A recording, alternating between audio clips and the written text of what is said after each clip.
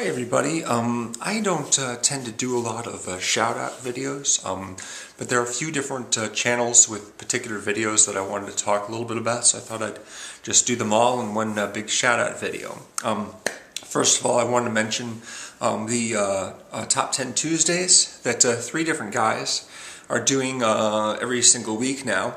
I, of course, have been a subscriber of James, DVD Collector 1974, for a long time now, since probably before he joined the collab channel that I'm on. So I talked with him about doing the Top 10 Tuesdays as well, and he's been nice enough to give me kind of a advance notice on what the topics are, so hopefully I'll be doing a lot of those in the future, along with himself and Movie Collector 666. And the Joker 5150. As of this morning, the Joker 5150 has already posted his video, and it's on Hitchcock movies. James told me that they were going to be doing this theme, but I've seen several Hitchcock movies, but not a lot of them, so I really don't know if I could do a top 10, so I decided instead to just do a shout out right here. Anyway, the links to their channels, or in the case of Joker, the 5150, his video on Hitchcock movies is below in the description.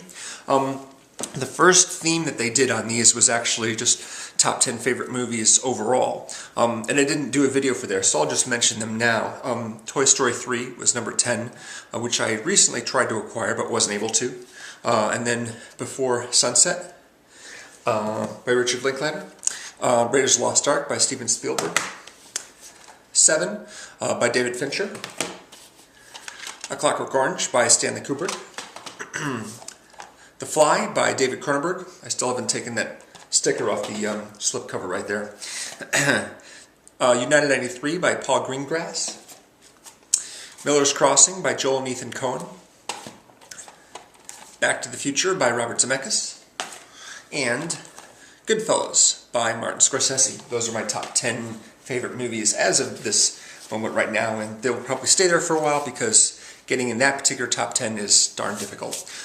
Again, all three of those guys, links to them are in the description below. The other one that I wanted to mention was Robin176, and who did a video on the movies that get her emotional, make her cry, and then Trepacer did a response to that, so the links to both of their videos are below there. I have sort of an unusual, it's not the typical tearjerkers that make me cry. They're usually science fiction movies or something fantastical about them, or some sort of, something of that nature. The last movie that I actually started crying over, oddly enough, was Oz the Great and Powerful, and that was because there was a very particular callback to the original Wizard of Oz that sort of took me by surprise, and I thought, wow, that was really clever. I got really excited about that, and couldn't stop the tears from coming in my eyes throughout the entire rest of the movie. That was unusual. Some other science fiction movies like 12 Monkeys and Dark City and Deja Vu have also gotten me really emotional.